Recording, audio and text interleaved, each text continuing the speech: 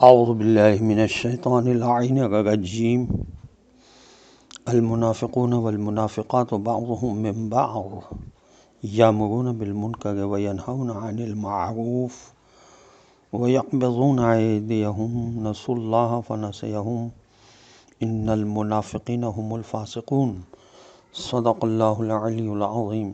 السلام علیکم ورحمۃ اللہ وبرکاتہ۔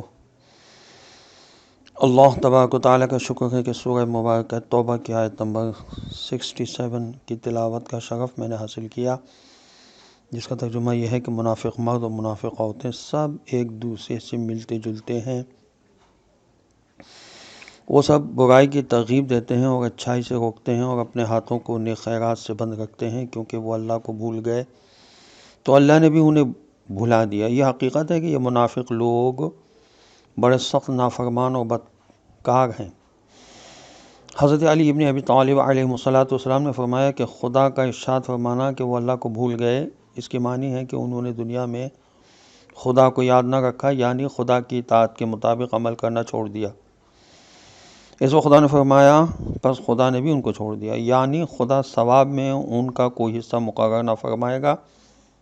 اس طرح وہ حقیقی خیر و خوبی سے یکسر محروم ہو جائیں گے۔ یہ تفسیر صافی میں بھی لکھا ہے اور تفسیر عیاشی میں بھی۔ اس آیت میں منافقین کا تذکرہ ہے۔ منافقین کی علامتیں تفہیم القرآن میں جو لکھی ہیں اور تفسیر جلالین میں وہ یہ ہیں کہ محققین نے نتیجے نکالے کہ نمبر 1 منافق مرد اور منافق عورتیں سب ایک جیسے ہوتے ہیں۔ نمبر 2 کیونکہ وہ اللہ کو بھول گئے اس لیے خدا بھی ان کو بھلاوے میں ڈال دے گا، یعنی اپنی مہربانی اور ثواب عطا کرتے وقت ان کو محروم رکھے گا۔ نمبر 3 منافقین اپنے ہاتھوں کو بند رکھتے ہیں، یعنی خدا کی راہ میں خیرات کرنے سے اپنے ہاتھ روکے رکھتے ہیں۔ نمبر 4 تمام منافقوں، کافروں، مشرکوں کی مشترک ذہنیت یہ ہوتی ہے کہ ان سب کو برائی سے دلچسپی اور بھلائی سے نفرت ہوتی ہے، اس لیے ان کی ساری حمایتیں، سفارشیں، حجتیں، ہمت افزائیاں ہر برے آدمی اور ہر برے کام کے ساتھ ساتھ ہوتی ہیں۔ خود بھی دل و جان سے ہر برے کام میں شریک ہوتے ہیں اور دوسروں کو بھی اس میں شامل ہونے کا مشورہ دیتے ہیں۔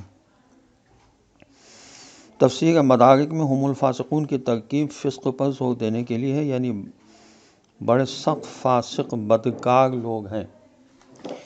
انسان کو اپنے نفس کے بارے میں شناخت ہونا چاہیے کہ کہیں ایسا تو نہیں کہ اس کی عادتیں، اس کی حرکات و سکنات منافقین جیسی ہوں، وہ اپنے آپ کو مومن سمجھ رہا ہو۔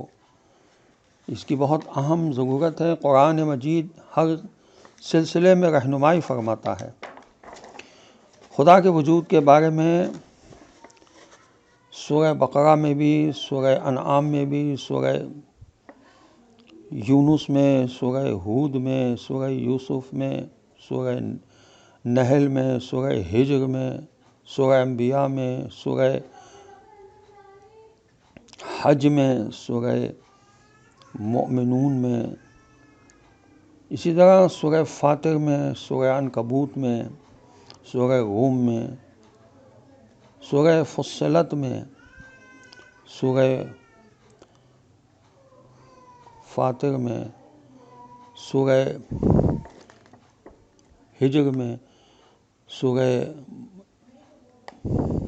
واقعہ میں، سورہ ملک میں، اور اس طرح توحید کے سلسلے میں بھی سورہ بقرہ، سورہ روم، صفات ثبوتیہ کے سلسلے میں بھی سورہ بقرہ میں آیات موجود ہیں۔ قدرت خدا کے سلسلے میں بھی سورہ بقرہ میں بھی آیات ہیں، سورہ مائدہ میں بھی ہیں، سورہ انعام میں بھی ہیں، سورہ نحل میں بھی ہیں، سورہ روم میں بھی ہیں۔ علم خدا کے بارے میں اگر کسی کو جاننا ہو تو سورہ بقرہ میں آیات ہیں، سورہ شمس میں آیات ہیں، سورہ ابراہیم علیہ السلام میں آیات ہیں، سورہ ہجر میں، سورہ نحل میں۔ اس طرح قرآن مجید کا مطالعہ انسان کرے اور ریسرچ کے عنوان سے اگر قرآن مجید پر غور کرے تو اس کو تقریباً ہر موضوع کے اوپر قرآن میں آیات مل جائیں گی۔ خدا ہمیں توفیق عطا فرمائے کہ ہم قرآن میں غور و خوض کریں۔ وآخر دعوانا الحمد للہ رب العالمین۔ السلام علیکم ورحمۃ اللہ وبرکاتہ۔